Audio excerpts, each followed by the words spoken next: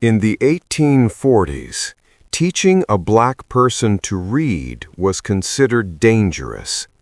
In many states, it was illegal. If you were caught, you could be fined, imprisoned, or worse. Because knowledge was power, and power was the one thing the system refused to give. But one man refused to accept that.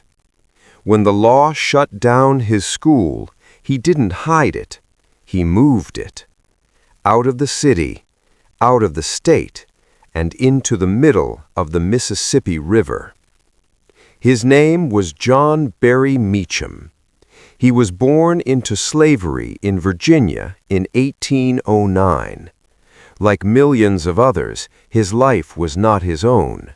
His labor belonged to someone else. His future was already decided. But Meachum had something the system feared.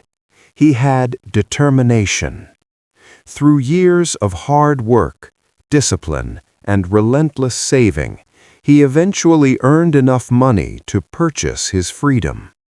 Freedom, for him, was not just survival, it was responsibility. He moved to St. Louis, Missouri, where he became a minister and a community leader. And soon he began to notice something. Many black men, women, and children around him were free in name, but trapped in another kind of prison. They couldn't read. They couldn't write. They couldn't access the knowledge needed to truly live independently. So Meachum opened a school. At first, the school operated quietly. Men and women came after long days of labor. Children came whenever they could. They learned letters, numbers, scripture, skills for survival. For many of them, this was the first time anyone had told them, "You deserve to learn." But the school grew, and as it grew, it attracted attention. In 1847, Missouri passed a new law. It became illegal to teach black people to read or write. The authorities believed education would lead to rebellion, to independence, to equality. Exactly what Meachum believed education should do. Most schools closed, most teachers stopped, but John Berry Meachum didn't. Meachum faced a choice: obey the law and abandon his students, or continue teaching and risk arrest, fines, and the destruction of everything he had built. But Meachum wasn't just a preacher. He was a strategist. He studied the law carefully, and he discovered something important. Missouri law applied to land, but the Mississippi River was federal territory. State authorities had no power there. That single detail changed everything. Meachum purchased a steamboat. He anchored it in the Mississippi River, just beyond state jurisdiction. Then he turned it into a classroom. Desks were installed. Books were brought aboard. Lessons were prepared. At night, students quietly made their way to the river. They boarded small boats, and one by one they climbed onto what became known as the Floating Freedom School.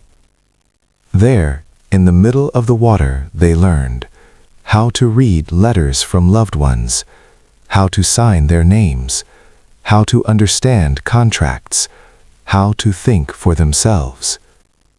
Knowledge flowed where the law could not reach. Authorities knew what Meachum was doing, but they couldn't stop him. Because technically, he wasn't breaking their law. Over time, hundreds of students passed through the Floating Freedom School. Some historians believe the number may have reached into the thousands. Each person who learned to read gained something powerful: independence, confidence, protection against exploitation. In a system designed to keep people powerless, education became a quiet form of resistance. No protests, no violence, just books and a boat. John Berry Meachum continued his work until his death in 1854. Today, his story is rarely mentioned in textbooks. There are no major monuments, no national recognition, but his impact lives on, because every student who stepped onto that floating classroom carried knowledge back to shore, and knowledge spreads. In a time when learning was forbidden, John Berry Meachum proved something powerful. You can chain a person. You can silence a voice. But if knowledge finds a way in, freedom is never far behind.